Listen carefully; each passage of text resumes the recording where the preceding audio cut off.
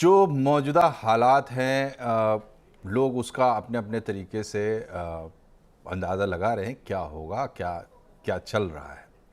लेकिन जो पिछले 15 दिन में हुआ है उसमें जो मुख्य भूमिका है, सबसे बड़ी भूमिका, या आप कहें कि 24/7 जिन लोगों का कंसर्न है वो है हमारी सेना जो बॉर्डर पर बैठ के और ऑपरेट कर रही है। वहाँ के जो कमांडर्स हैं उनका उनका दिन ये पूरे समय में सबसे इम्पॉर्टेंट रहता होगा। अभी फ़िलहाल जो हम देख रहे हैं मंज़र, कल जो अनाउंसमेंट हुई शाम को 5 बजे, उसके बाद से तो हमारे सेना का मोराल हाई रहे और हाई है। तो बतौर नागरिक हमारा फ़र्ज़ क्या बनता है? सबसे पहले जय हिंद। मैं आपको ये जो आपने सवाल पूछा, बहुत ही अच्छा सवाल पूछा कि बतौर नागरिक हमारा फ़र्ज क्या बनता है।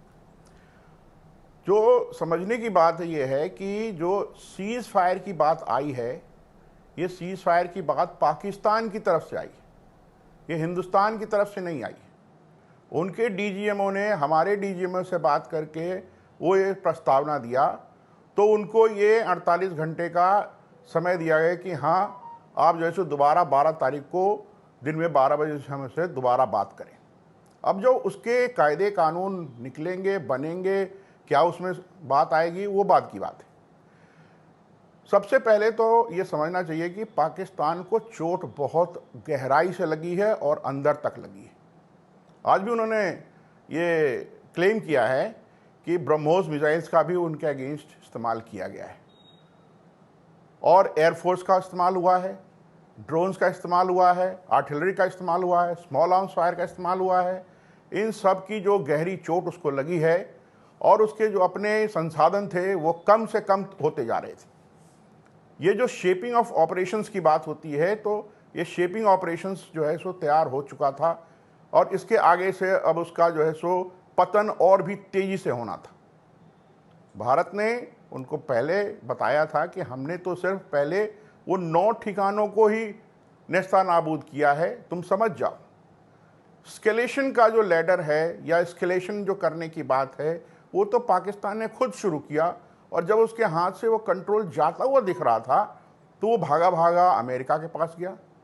और कल जो उसके प्राइम मिनिस्टर ने बोला भी है कि वो सऊदी अरेबिया के पास गए, वो कतर के पास गए, वो चाइना के पास गए। वो पूरी जगह जैसे वो पहले घूमते रहते थे लोन के लिए, वैसे ये भीख मांग रहे थे कि मुझे बचा लो। तो उस बीच में उनकी अमेरिका से बात हुई है, अमेरिका ने उनको समझाया है, फिर उन्होंने उनको बोला होगा कि हाँ भाई आप जो है सो भारत से ही बात करो, बिकॉज भारत तो इसमें इच्छुक है नहीं। Right from the word go it was not in favour of कि हम इसको इमीडिएटली ख़त्म कर दें। लेकिन जब वो उन्होंने रिक्वेस्ट किया है तो उनको थोड़ी मोहलत दी गई है।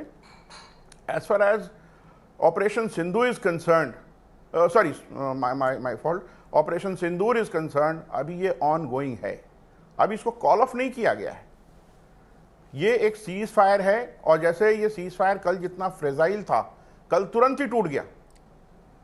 श्रीनगर के से लेकर के कच्छ तक जो है सो दोबारा ड्रोन्स आने लग गए, कुछ वायलेशंस हुए आर्टिलरी फायर के भी, और कई जगह जो है पैनिक सिचुएशन पैदा हुआ, उसको रेस्टोर किया गया।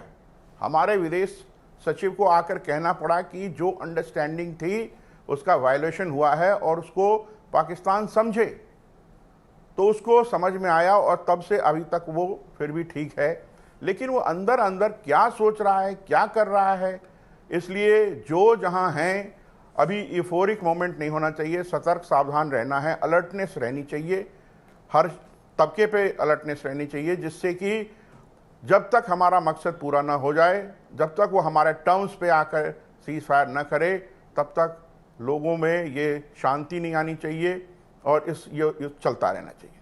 और साथ में अभी हमने वो जो 4 या 5 टेररिस्ट थे जिन्होंने पहलगाम में ये दुर्दांत घटना की थी, उसकी खोज जारी है, वो मिलना है, उसको खोजेंगे जहाँ तक भी होगा और उसको सज़ा मिलेगी। ये जो परिस्थिति बन रही है ये अभी फेवरेबल टू इंडिया है जी, और इंडिया को जो है सो फेवरेबल पोजीशन से आगे बढ़ना है।